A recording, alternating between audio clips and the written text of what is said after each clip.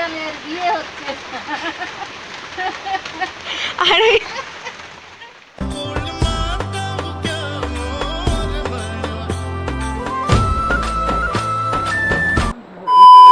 Hello everyone, সবাই কেমন আছো? আশা করছি সবাই খুব ভালো আছো আর আমিও খুব ভালো আছি। তো আমার আরও একটু নতুন ব্লগে তোমাদের সবাইকে ওয়েলকাম। তো আজকে হলো রথযাত্রা, আর ছোটোবেলা থেকেই দেখে এসেছি রথের দিন তো বৃষ্টি হবেই হবে। কিন্তু যতই বৃষ্টি হোক আর যাই হোক, আমাদের কিন্তু রথ দেখতে আর রথের মেলাতে অবশ্যই যেতেই হবে। তো আমরা সেই জন্যই একদম অধীর আগ্রহে অপেক্ষা করছি যে কখন বৃষ্টিটা একটু কমবে, একটু কমলেও আমরা ছাতা নিয়ে চলে যাবো রথ দেখতে। যেতে পারবো নাকি জানি না, যা বৃষ্টি হচ্ছে। তো এই যে ফাইনালি বৃষ্টিটা কমার পরে আমরা রেডি হয়ে একদম বেরিয়ে পড়েছি রথের মেলা দেখতে। আর বৃষ্টিটা কিন্তু প্রচণ্ড জোর হয়েছিল, এখনও মেঘলা মেঘলা হয়েই আছে। তো অনেকটা লেট হয়ে গেছিলাম, সেই কারণে টোটো নিয়ে নিলাম, টোটোয় করে যাব। তো মেলার মাঠে গিয়ে দেখি প্রচুর কাদা, কিন্তু লোকেরও ভিড় ছিল মেলা। তো আমার মতো যাদের ভাবনা যে বছরে তো রথ একবারই হবে আর ঝড় বৃষ্টি তো হতেই থাকে, তাই না? তো সেই লোকেদেরই মনে হয় এত ভিড়। তো বৃষ্টির কারণে আমরা যেহেতু অনেকটা লেট হয়ে গেছিলাম, একদম সন্ধ্যা হয়ে গেছিলো, তো তো অতটা এনজয়ও করতে পারিনি। যে জিনিসগুলো দেখবো বলে গেছিলাম সেগুলোই দেখতে পাইনি।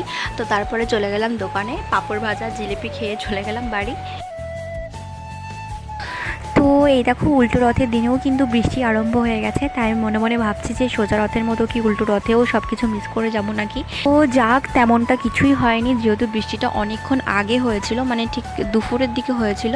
তো তাই জন্য আমরা একদম পারফেক্ট টাইমে গিয়ে পৌঁছেছি। তারপরে দেখো আমরা এই যে মেলা মাঠে একদম পৌঁছে গেছি। তোমরা ভিডিওতে যেই ব্যাপারটা দেখতে পাচ্ছ, এটা কিন্তু আমি ভীষণই এনজয় করি। এটার কথাই আমি বলছিলাম যে আগের দিন আমি এটা মিস করে গেছিলাম, যেহেতু লেট হয়ে গেছি।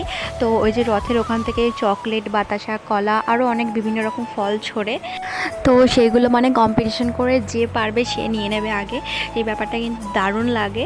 দেখো এখন বাতাসা ছোড়া হচ্ছে।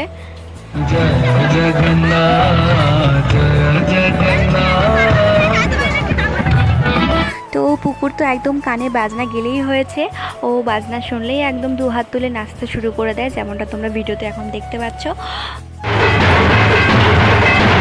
তো যাই হোক, এরকমভাবে এক একটা করে রথ এই মাঠের মধ্যে আসে, আর সব রথ থেকে এরকম বাতাসা ফল ছেটানো হয়। তো ছোটোবেলায় মা আগে রথ সাজিয়ে দিত, রাস্তায় রথ নিয়ে বেরোতাম বিকেলবেলা। তো তারপরে আবার যখন বড় বড় রথ যেত, সেই রথের দড়ি ধরে টেনে প্রণাম করে নিতাম, তারপরে দাঁড়িয়ে দাঁড়িয়ে রথ দেখতাম। কিন্তু এখানকার রথযাত্রা পুরোপুরি আলাদা, যেমনটা তোমরা সবাই দেখতে পাচ্ছ এখন, কিন্তু আমার বেশ খুবই ভালো লাগে। তো যাই হোক, তারপরে এ দেখো পুকুকে একটু রথে উঠিয়েছিলাম। তো পুকু দেখতেই পাচ্ছিলে খুবই ভয় ভয় পাচ্ছিল, প্রায় মনে হচ্ছিল কান্না করে দেবে।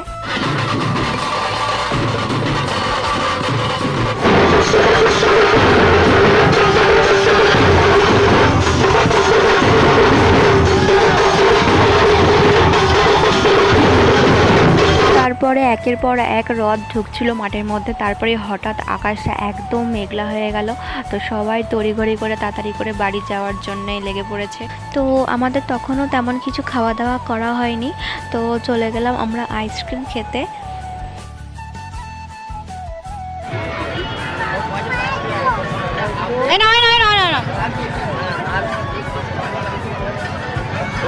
রাখো তোমার কাছে ওটা, ওটাই আমি খাবো। তো তারপরে দেখতে পাচ্ছ অনেকটাই সন্ধে হয়ে গেছিলো এদিক ওদিক ঘুরতে ঘুরতে। তারপরে আমরা একটা দোকানে গিয়ে বসলাম। তো নানু কি খুঁজছিস এত মনোযোগ দিয়ে? দেখ টাকা ভাই থেকে,